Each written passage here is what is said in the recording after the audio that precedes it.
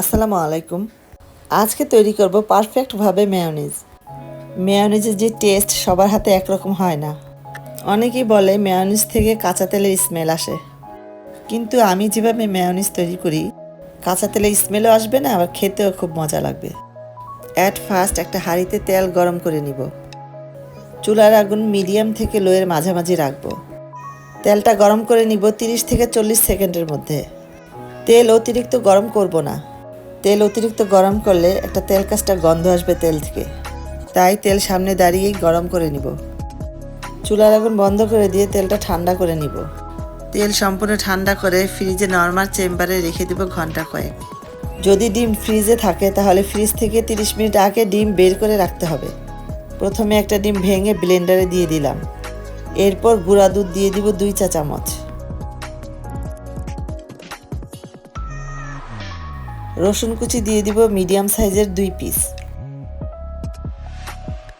এরপর হাফ চা চামচের মতো লেবুর রস দিয়ে দিব।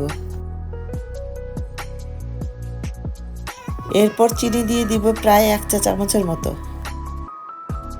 লবণ দিয়ে দিব 1 চা চামচের 4 ভাগের 1 ভাগ।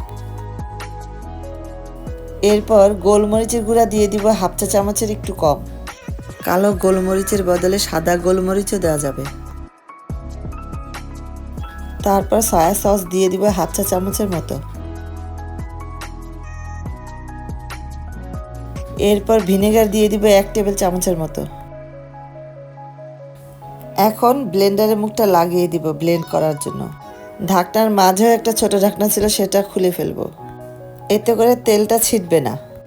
এরপর খুবই ধীরে ধীরে তেল ঢালতে হবে। তেল একবারে ঢেলে দেওয়া যাবে না। একবারে একসাথে তেল ঢেলে দিলে মেয়োনিজ জমবে না, ফেটে যাবে। তাই একটু পরপর তেল ধীরে ধীরে ঢালতে হবে।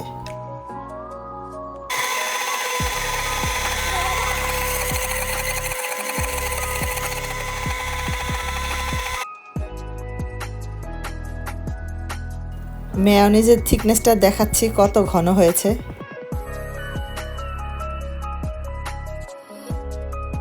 ঘরের তৈরি মেয়োনিজ ফ্রিজে নর্মাল চেম্বারে 7 দিনের মতো রেখে খাওয়া যাবে। একটা বাটিতে উঠিয়ে দেখাচ্ছি কতটুকু ঘন হয়েছে। এই মেয়োনিজের সাথে আরও বিভিন্ন ধরনের সস মিশিয়ে নানান ধরনের স্ন্যাক্স খেতে দারুণ মজা লাগে। কিছু পরিমাণ মেয়োনিজের সাথে অল্প করে টমেটো সস দিয়ে ব্লেন্ড করে মিশিয়ে নিব। চাইলে এই মেয়োনিজের সাথে ইয়েলো মাস্টার্ড সসও মিশিয়ে নেওয়া যাবে, যেটাকে আমরা ইয়েলো সস বলি।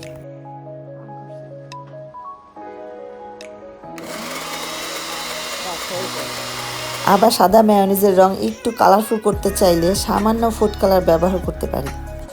এতে করে মেয়োনিজের রংটা দেখতে খুব সুন্দর লাগবে। ফুড কালার অতিরিক্ত দেওয়া যাবে না, না হলে তিতা লাগতে পারে।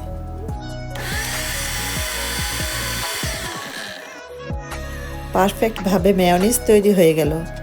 এই মেয়োনিজ এতটাই টেস্ট হয় যে একবার বানালে সবাই খেয়ে প্রশংসা করবে। আমার ভিডিওতে লাইক, কমেন্ট, শেয়ার করবেন প্লিজ। আর আমার চ্যানেলটি সাবস্ক্রাইব করার অনুরোধ রইল।